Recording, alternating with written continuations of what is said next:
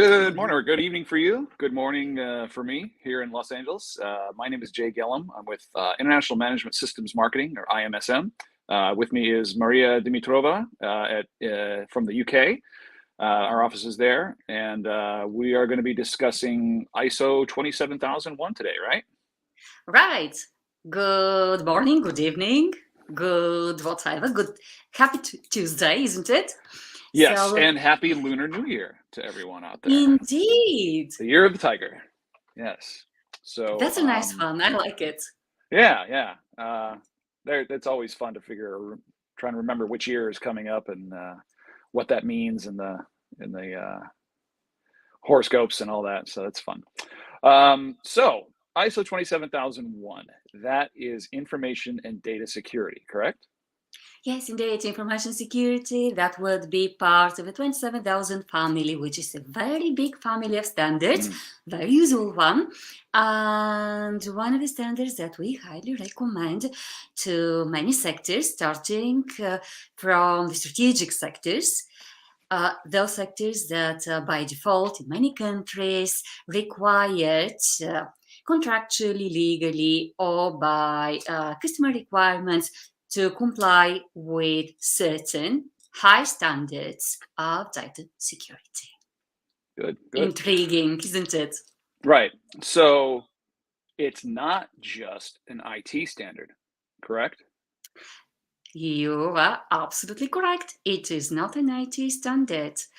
Let's say that fewer than 40% of the controls are directly related to purely IT issues. It's a management system standard. So this is very, very important to say. Thank you for mentioning it, Jay, at the beginning. Basically, because that's an issue I like to start off any conversation about this standard with, is to make sure people understand there is an IT standard, but this isn't it. It overlaps. Yeah. It's quite interesting when you start talking to people.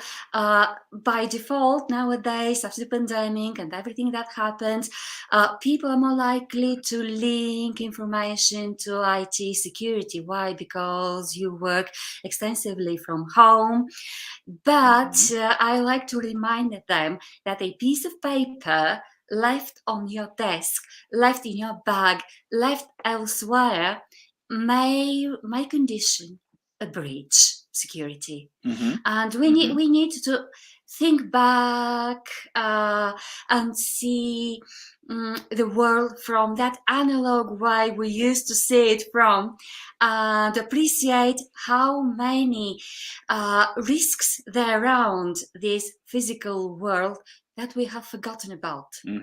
Go watch an old spy movie from the 70s and 80s and see what information can be, things on not a bad idea.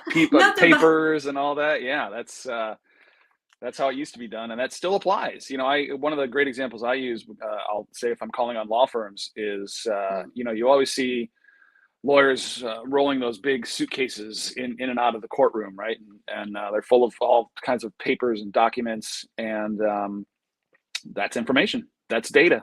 It might not be electronic information and data, but it's information and data, and it's proprietary in most cases, and you don't want that falling into someone else's hands. You don't want someone breaking into the trunk of their car or the boot of their car, depending on which continent you're on, and stealing it, for example. Just one example. Absolutely. Pen drives, CDs, DVDs, any kind of hard disks.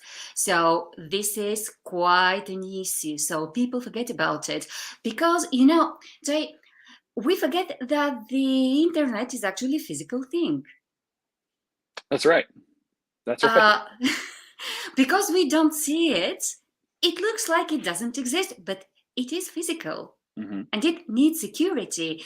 This is why we recommend ISO 27001. And many people will be surprised to know what kind of aspects it regards. It actually regards human resources, the way we hire, the way we promote people, the way we leave companies. It considers our relationships with suppliers. literally how deliveries are being made. Mm. Opening doors, closing Mm-hmm. doors, Mm-hmm. cabling, Oh yeah. Mm-hmm. signs outside your facilities.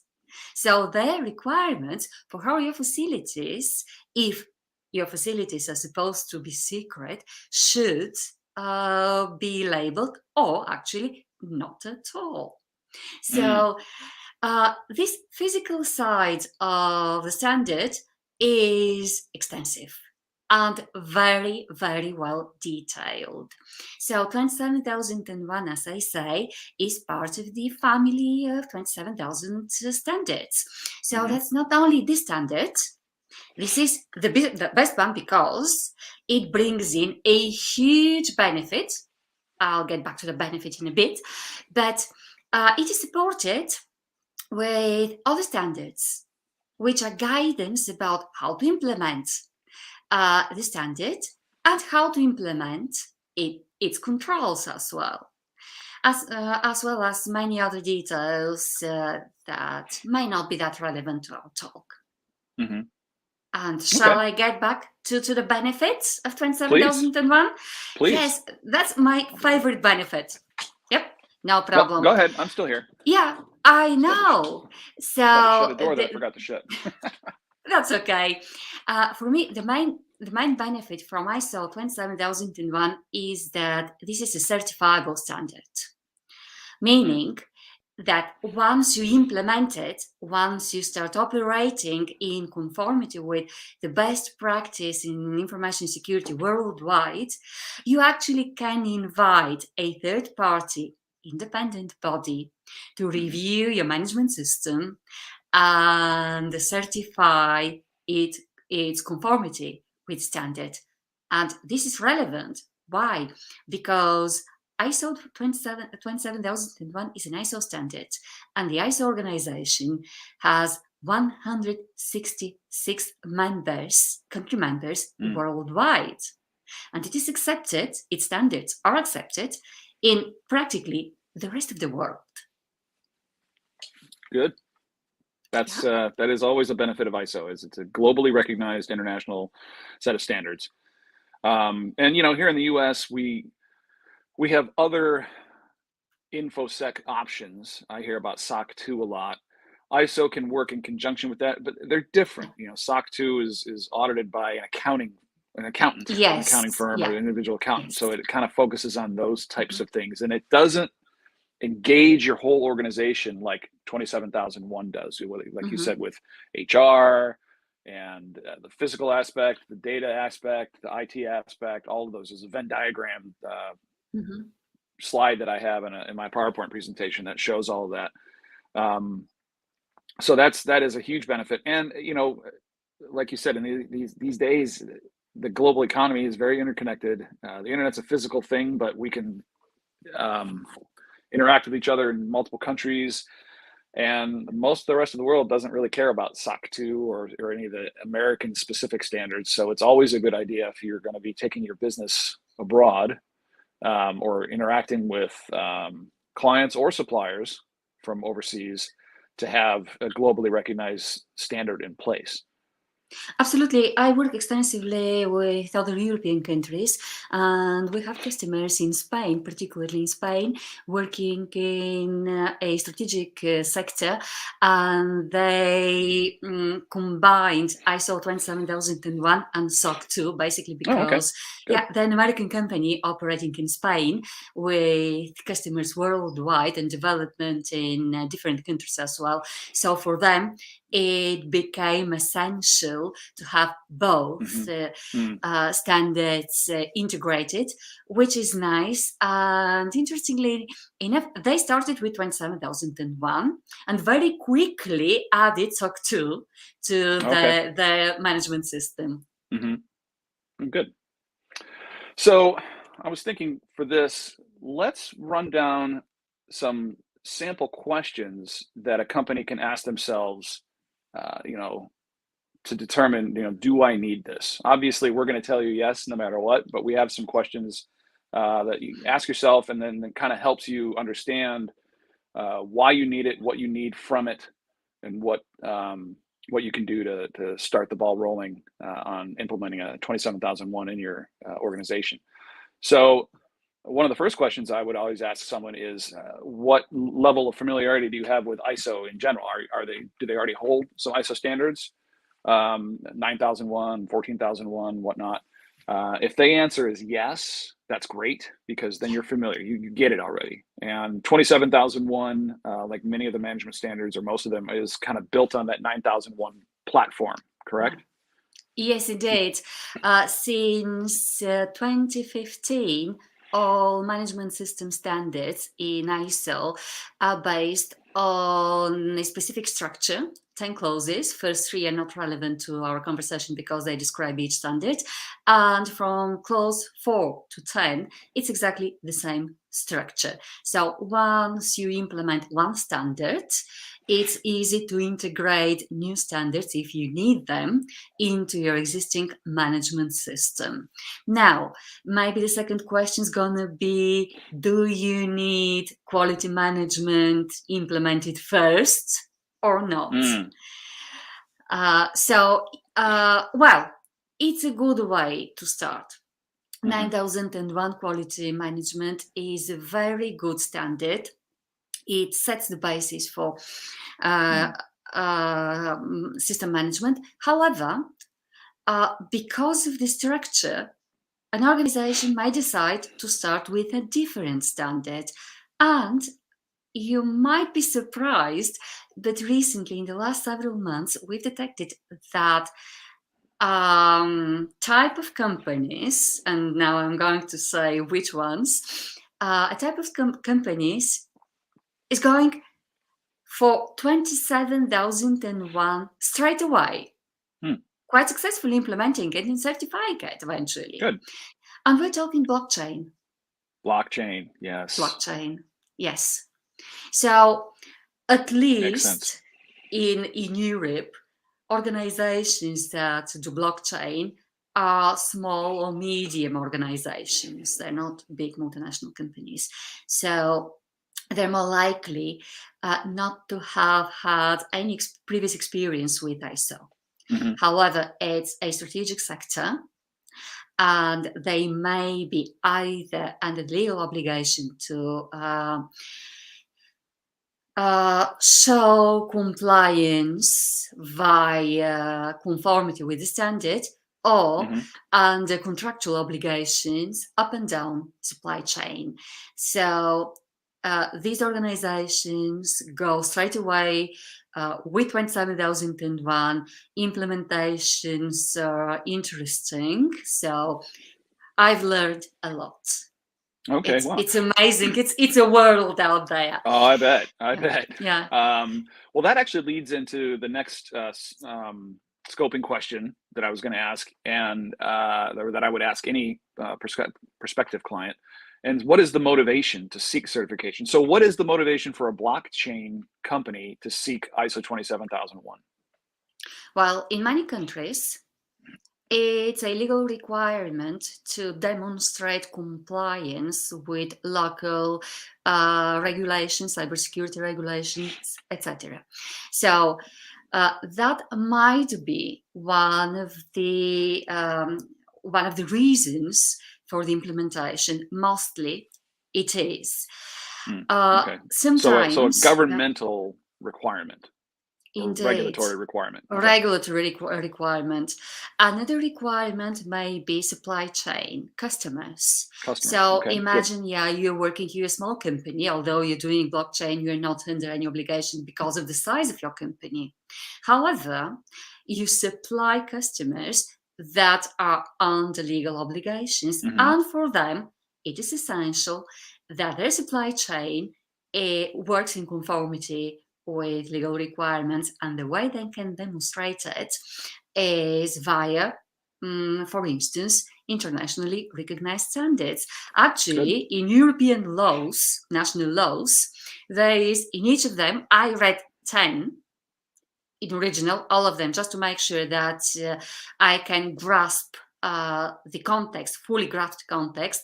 So they say that regulatory compliance may be demonstrated via certifying the relevant international standards. Okay, good. Those standards happen to be ISO standards, the 27001 and family, plus business continuity 22301. Mm-hmm. Oh, yeah. Okay, that's Yeah. also a good one. Yeah. So what I hear you saying is, and this is what I've seen as well in my customer base. I found three main drivers for seeking the certification. We identified regulatory.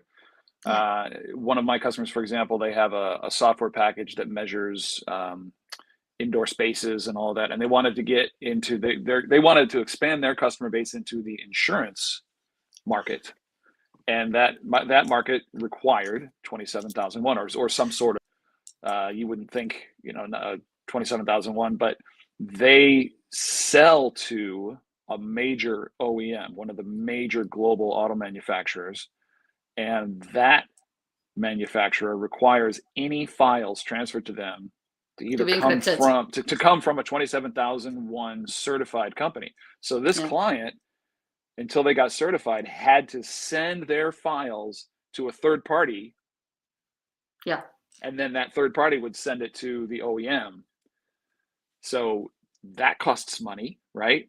And I've been, so getting 27001 certified certainly provided an ROI for them almost immediately because you could cut out that middleman. And then the third one, what I think is taking the initiative, right? Being on the curve, whether that's out of fear or out of just thinking ahead. I've got some statistics here. The costs of information security issues, right? If I'm a small business owner, I should be terrified of a data breach, and I mean that. You should be, because and if you sit there and you think to yourself, I'm nobody, I'm not big enough, I'm not one of the big boys, that's incorrect thinking, because data breaches go through smaller customers to get to their larger ones, right? Indeed. And then you are on the hook for the cost of that, whether that's just losing your supplier because they don't trust you, or your customer because they don't trust you anymore, or they'll come at you, right? Says here, average cost per record for all industries, 140. Wait, no, that's a healthcare. Cyber attacks go undetected for an average of 243 days, by the way. 60% of small and medium-sized businesses that do have a breach either go out of business in less than 6 months or file for bankruptcy protection and suffer a devastating financial loss. And what I mean by that is the typical cost of a data breach for a small to medium-sized business, so a company with less than, say, 250 employees, averages about $200,000 per breach. You're and correct. up to almost 4 million for small, medium-sized businesses that are large, like with between 250 and 500 to 1,000 employees. 45% of all cyber attacks are aimed at small businesses. That's the easiest way to get into a bigger company. Yeah, as you say. Your lovely, wonderful marketing manager that's been with your company since you were just 3 people, and now you're 30. And that person does a great job, but really doesn't understand how cyber attacks work and clicks on that email. All of a sudden you're infected, your whole system's infected. And you might not know it, like I said, for 3/4 of a year, until you send that file to your client, who clicks on it, and then they discover that you're the one that sent it. You're done. So I don't like selling on fear, but sometimes you have to. And this is one of those instances where, man, I agree. You got to have something in place. And like I said before at the top of this conversation, it's not just an IT issue. So if your IT manager says, I've got it covered, we've got a consulting firm, they've got it, it's not just that. That we can work with them, or anyone. ISO will work with whatever IT security system you have in place, but it encompasses your whole organization, everyone, and not just electronic data, but your regular data, your paper data, your intellectual property, product designs, artwork, any of that stuff that can be stolen. That's You're right. You're right, Jay. We work with our customers to provide them with further help, not further work. Right. Because here in Europe, we are quite often we're told, oh yeah, ISOs, that's lots of work. No, it is Hmm. not. Actually, you're gonna you see that you're gonna optimize your operations, and by optimizing your operations, you optimize your costs. Right. So it makes sense to pay less for what you do and get it better done. Right. So Part of any ISO standard is risk identification and then mitigation. And indeed. I, every business owner knows they want to do this and need to do this, and it's the kind of activities, the kind of 30,000-foot activity that can easily get punted into the next quarter or the next year because you're too busy working on your day-to-day stuff. One of the benefits of ISO, it's like a personal trainer. It forces you to do it. You have to sit down and identify those risks, immediate, midterm, long term, and then you have to put a plan in place to mitigate them. What happens if you do have a data breach? What do you have in place, for your servers to be backed up? How often, and then how quickly can you get back up and running? All of those things, all of those risks need to be identified, need to be mitigated. And when you hire a consultant such as us to help you implement the standard, we have that experience, decades of experience collectively, and years, yes, decades collectively. And we can tell you, you don't have to know the answer because we can help you get there. That's correct, and we quite enjoy helping organizations work with us. So another interesting benefit working with IMSM is the fact that we operate in over 20 countries. Hmm. Most of our assessors are multilingual, which means in terms of cybersecurity, that the organization can benefit from people who actually can understand not only the documentation you may be receiving in English, but also in French, Spanish, Mm-hmm. German. No need for translators. Chinese, Chinese, absolutely. Mandarin, So, and Russian. If you Russian, force me, yes. yeah, if you force me too The much, duh. That's all I know. So that's enough. You'll be Yeah. okay Да, over there. да, нет, пожалуйста. There, that got me through. Неплохо. Great. Well, anything else that we want to discuss, or shall we wrap this up? Yes, we can wrap it up. So only one thing. We have a Sure. detailed hands-on workshop on Thursday, Oh, that's right. 5 Thank you p.m. for UK reminding me. time. So you guys are very welcome to join us. Those questions will be also resolving a couple of three real scenarios, so Mhm. you can get your knowledge tested. Very good. Yeah, All right. that's gonna Well, be fun. thank you so much, and we'll see you next time. Thank you, Jay. Thank you for All having right. me. Take care. Bye. Bye-bye. Take care. Bye bye.